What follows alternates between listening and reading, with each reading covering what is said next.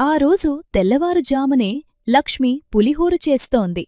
ఆవిడ చేతుల్లోంచి వచ్చే వంటలో ఒక ప్రత్యేకమైన ప్రేమ ఉండేది. రామయ్యగారు తమ ఇంటి ముందు కుర్చీ వేసుకుని కాఫీ తాగుతున్నారు.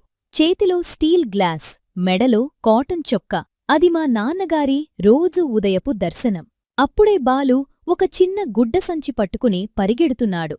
వెనకాలే చిన్ని నవ్వుతూ పరిగెడుతోంది. మామిడి చెట్టు నీడలు ఆవరణలో ఆడుతున్నాయి. లోపలికి వెళితే బాలు, చిన్ని కిటికీ సీటు కోసం గొడవపడుతున్నారు. లక్ష్మీ చేతిలో కర్రీ చెంచాతో వాళ్ల మధ్య నిలబడి కోపం నటిస్తోంది.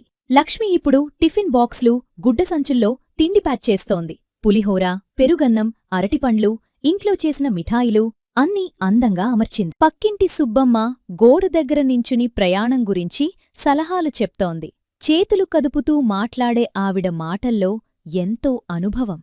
పెద్ద రంగయ్య తాత పెద్ద నీంచెట్టు కింద కూర్చుని రైల్లో దొంగల కథలు చెప్తున్నారు. పిల్లలంతా నోళ్లు తెరుచుకుని వింటున్నారు. ఆయన కథల్లో ఒక మాయ ఉండేది.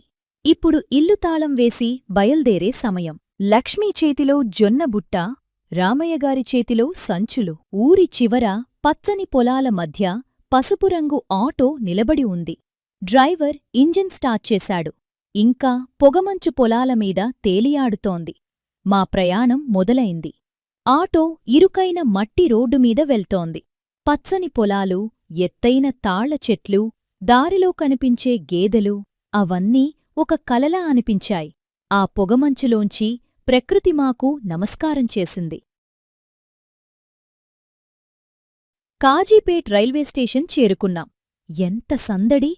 ప్రయాణికులు, అరిచే వ్యాపారులు, పెద్ద పెద్ద స్టేషన్ బోర్డులు, అంతా రంగుల ప్రపంచం. ప్లాట్ఫారం మీద ఎంతో కోలాహలం.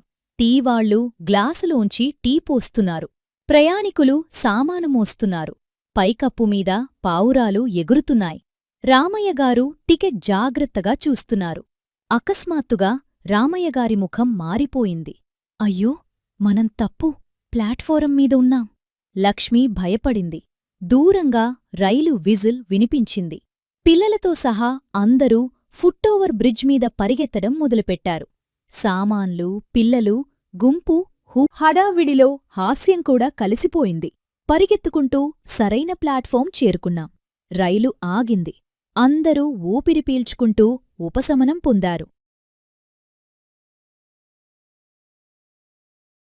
రామయ్యగారు లక్ష్మికి చెయ్యి ఇచ్చి రైలు ఎక్కించారు. పిల్లలు వెనకాలే వచ్చారు. బోగి లోపలికి అడుగుపెట్టగానే ఒక కొత్త ప్రపంచం తెరుచుకుంది. బోగీ లోపల నీలం రంగు సీట్లు. బాలు విజయంగా కిటికీ సీట్లో కూర్చున్నాడు. పక్కన చిన్ని చేతులు కట్టుకుని కోపంగా చూస్తోంది. రామయ్యగారు నెమ్మదిగా ఇద్దరికీ అర్థమయ్యేలా చెప్పారు. విజిల్ మోగింది. రైలు నెమ్మదిగా కదిలింది. ప్లాట్ఫాం వెనక్కి జారిపోతుండగా మనుషులు చేతులు ఊపారు. కిటికీ బయట అంతులేని పచ్చని పొలాలు. ఎక్కడో దూరంగా రైతులు దున్నుతున్నారు. చెట్లు, చిన్న పల్లెలు, చిన్న పల్లెలు వేగంగా వెనక్కి పరిగెత్తాయి. బాలు కిటికీకి ముఖం దగ్గరగా పెట్టి చూస్తున్నాడు. వేరుశనగా వాళ్లోడు బోగి లోపలికి వచ్చాడు. వేరుశనగాయ్, వేడివేడి వేరుశనగాయ్ అని కేకవేస్తూ తిరుగుతున్నాడు. రామయ్యగారు రహస్యంగా వేరుశనగ కొన్నారు. లక్ష్మి గమనించి ఒక చిన్న చూపు చూసింది. బోగీలో అందరూ స్నాక్స్ షేర్ చేసుకుంటూ నవ్వుకుంటున్నారు. అపరిచితుల మధ్య ఒక అనుబంధం ఏర్పడింది. ఆ కథలు, ఆ క్షణాలు ఎప్పటికీ గుర్తుండిపోతాయి. అకస్మాత్తుగా రైలు ఆగిపోయింది. ఎక్కడో పొలాల మధ్యలో. దూరందాకా రైలు పట్టాలు మాత్రమే కనిపించాయి. ప్రయాణికులు కిటికీలోంచి బయటకు చూస్తున్నారు. ఎవరికీ ఏమీ అర్థం కావడంలేదు. సిగ్నల్ సమస్యో ఏమిటో? విజిల్ మోగింది. రైలు మళ్లీ కదిలింది. అందరి ముఖాల్లో ఊపిరి పీల్చుకున్న ఊరట. కిటికీ బయట సూర్యాస్తమయం, నారింజరంగు ఆకాశం, దూరంగా కనిపించే ఊళ్ళు. ఒక అమ్మాయి భక్తిపాట పాడుతోంది. రైలు చక్రాల చప్పుడుకి తాళం వేస్తూ ఆ పాట ప్రయాణాన్ని మరింత మధురంగా మార్చింది. పిల్లలు ఆ పాట వింటూ నిశ్చలంగా ఉన్నారు. రాత్రి అయింది. దూరంగా ఊళ్ల దీపాలు మెరుస్తున్నాయి.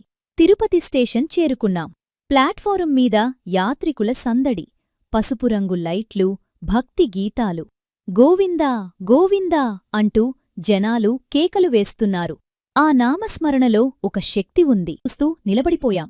ఎన్నో ఊళ్ళు దాటి, ఎన్నో కష్టాలు పడి, చివరకు మా గమ్యం చేరుకున్నాం. కళ్లల్లో నీళ్లు, గుండెల్లో భక్తి. తిరుమలలో తెల్లవారుజాము. దర్శనం కోసం పెద్ద క్యూ. భక్తులు నెమ్మదిగా ముందుకు కదులుతున్నారు. ఆలయ కారిడార్లు, పూల అలంకరణలు. గర్భగుడి లోపల బంగారు దీపాల వెలుగులో శ్రీవేంకటేశ్వరస్వామివారి దివ్యదర్శనం. ఆ క్షణం మాటల్లో వర్ణించలేం. లక్ష్మి కళ్లవెంట నీరు కారింది. దర్శనమయ్యాక బయటికి వచ్చాం. ఎండ వెలుతురు, తిరుమల కొండలు, నవ్వుతున్న ముఖాలు. మాపా ప్రయాణం పూర్తయింది. కాని ఆ అనుభూతి ఇంకా మాతో ఉంది.